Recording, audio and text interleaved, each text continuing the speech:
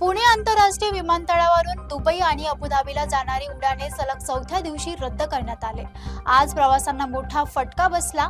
Israel आणि इराणमधील वाढत्या तणावाचा परिणाम आता आंतरराष्ट्रीय हवाई सेवेवर स्पष्टपणे दिसत आहे। पुणे आंतरराष्ट्रीय विमानतळावरून दुबई आणि अबुधाबीला जाणारी अनेक उड्डाणे 4 मार्च रोजी रद्द करण्यात आली आहेत। इस्रायल आणि इराण यांच्यातील वाढत्या तणावामुळे मध्य पूर्वेतील हवाई क्षेत्र तात्पुरते बंद करण्यात आले आहे। या पार्श्वभूमीवर स्पाइसजेट, इंडिगो आणि एअर इंडिया एक्सप्रेस या विमान कंपन्यांची सेवा प्रभावित झाली आहे। रद्द झालेल्या प्रमुख उड्डाणांमध्ये SG51, 52 Pune Dubai Pune, 6C 1484, 1483 Dubai Pune Dubai आणि IX 283, 284 अबुधाबी पुणे अबुधाबी यांचा समावेश आहे।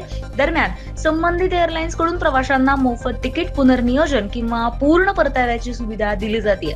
पुणे विमानतळ प्रशासनाने प्रवाशांना विमानतळावर येण्यापूर्वी आपल्या फ्लाईटची सद्यस्थिती अधिकृत वेबसाईट किंवा हेल्पलाईनवर तपासण्याचं आवाहन केलंय।